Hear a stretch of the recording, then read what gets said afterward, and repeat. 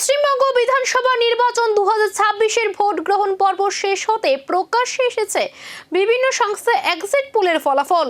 আর সেই ফলাফল ঘিরে রাজ্যের রাজনৈতিক মহলে তুমুল চাঞ্চল্য তৈরি হয়েছে। অধিকাংশই এক্সিট পোলের ইঙ্গিত স্পষ্ট মিলছে যে প্রায় 150 থেকে 160টি আসন জয় করে রাজ্যে ক্ষমতায় আসার দোরগোড়ায় দাঁড়িয়ে রয়েছে ভারতীয় জনতা পার্টি।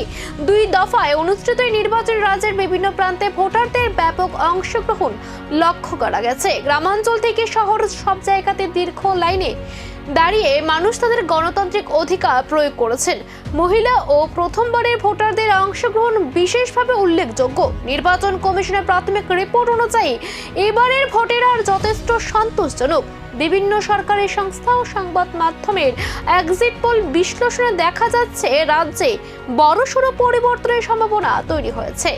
অধিকাংশই বিজেপি 150 থেকে 160টি আসনের মধ্যে থাকতে পারে বলে অনুমান করা হয়েছে, যা স্পষ্ট সংখ্যাগরিষ্ঠতার ইঙ্গিত দেয়। রাজনৈতিক বিশ্লেষকদের মতে এই ফলাফল বাস্তবে রূপ নিলে পশ্চিমবঙ্গের রাজনীতিতে একটি বড় পরিবর্তন ঘটতে পারে। দীর্ঘদিনের শাসন ব্যবস্থার পরিবর্তে নতুন সরকার গঠনের সম্ভাবনা জোরদার হচ্ছে বলে মনে করা হচ্ছে। অন্যদিকে বর্তমান শাসক দলের এক্সিট পোলকে গুরুত্ব দিতে নারাজ। তাদের দাবি এক্সিট পোল অনেক সময় বিভ্রান্তিকর হতে পারে এবং চূড়ান্ত ফলাফল প্রকাশের পরে প্রকৃত চিত্র সামনে আসবে।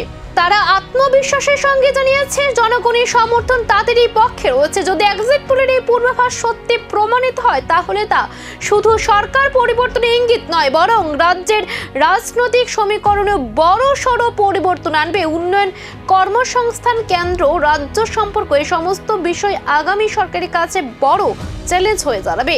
ভোটারদের মধ্যে এই ফলাফল নিয়ে মিশ্র প্রতিক্রিয়া দেখা যাচ্ছে।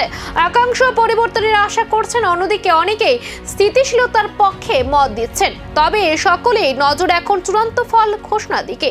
সব মিলিয়ে এক্সিট পোলের এই ইঙ্গিত রাজ্যের রাজনৈতিক ভবিষ্যৎ নিয়ে নতুন জল্পনা তৈরি করছে। 150 থেকে 160 আসন নিয়ে ভারতীয় জনতা পার্টি ক্ষমতায় আসতে পারে বলে এই সম্ভাবনা এখন সবচেয়ে বেশি আলোচনার কেন্দ্রবিন্দু। তবে শেষ কথা বলবে ভোট গণনার ফলাফলেই।